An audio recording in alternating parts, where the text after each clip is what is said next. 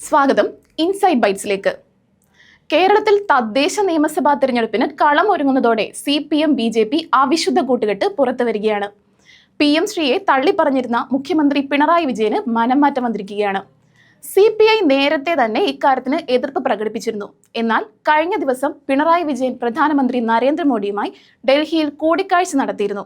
ഇതോടെ ചില രഹസ്യ ധാരണകളും രാഷ്ട്രീയ നീക്കുപോക്കും സംഭവിച്ചതെന്നാണ് കരുതുന്നത്. ഇതിന്റെ ഫലമാണ് PM ശ്രീ പദ്ധതിയിൽ CPM ഒപ്പുവച്ചിരിക്കുന്നത്.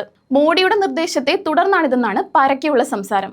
മുന്നണി മര്യാദ അനുസരിച്ച് CPIയുടെ നിർദ്ദേശത്തെ അവഗണിച്ച് PM ശ്രീയുമായി മുന്നോട്ട് പോകാൻ പാടില്ല. എന്നാൽ മുന്നണി മര്യാദ കാറ്റിൽ പറത്തിയാണ് CPM മുന്നോട്ട് പോകുന്നത്. CPMൽ തന്നെ ചില വിഭാഗത്തിന് അക്കാര്യത്തിൽ വലിയ ധാരണയില്ലാത്തതും പാർട്ടിയെ കുഴപ്പത്തിലാക്കുന്നുണ്ട്. സർക്കാരിന്റെ നിലനിൽപ്പിനെ ഭീഷണിയാക്കും വിധം CPI മന്ത്രിമാർ മുഖ്യമന്ത്രിക്ക് കത്ത് നൽകിയിട്ടുണ്ട്. PM ശ്രീ പദ്ധതിയിൽ ഒപ്പിട്ടത് മന്ത്രിസഭാ തീരുമാന ലംഘനമാണെന്ന് കാട്ടിയാണ് കത്ത്. ഇത് കേരള ചരിത്രത്തിൽ ആദ്യമായാണ്. ഇത് രേഖയായി മാറിയാൽ സർക്കാരിന് ഗുരുതര പ്രതിസന്ധി ഉണ്ടാക്കുമെന്നാണ് രാഷ്ട്രീയ നിരീക്ഷകരുടെ വിലയിരുത്തൽ. ഇതിനെതിരെ പ്രതിപക്ഷം ആഞ്ഞടിച്ചു കഴിഞ്ഞു. മുന്നണിയിൽ നിന്ന് പുറത്തു വരാൻ CPIയോട് VD സതീശൻ ആവശ്യപ്പെട്ടു. PM ശ്രീ പദ്ധതിയുമായി മുന്നോട്ട് പോകാൻ രണ്ട് മാർഗങ്ങളാണ് സർക്കാരിന്റെ മുന്നിലുള്ളത്.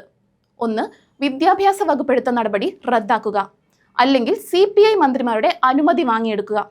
എന്നാൽ PM ശ്രീക്ക് മുന്നിൽ വഴങ്ങേണ്ടെന്ന നിലപാടാണ് CPIക്കുള്ളത്. ഇത് സർക്കാരിനെ പ്രതിസന്ധിയിലാക്കുന്നുണ്ട്.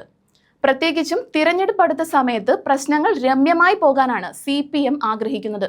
പക്ഷേ ഈ വിഷയത്തിൽ CPI വിള്ളൽ ശക്തമാണ്. ഇത് മുതലെടുക്കാനൊരുങ്ങുകയാണ് കോൺഗ്രസ് നേതൃത്വം. കൂടുതൽ പൊളിറ്റിക്കൽ വീഡിയോകൾക്കായി ഇൻസൈഡ് ബൈറ്റ്സ് സബ്സ്ക്രൈബ് ചെയ്യുക.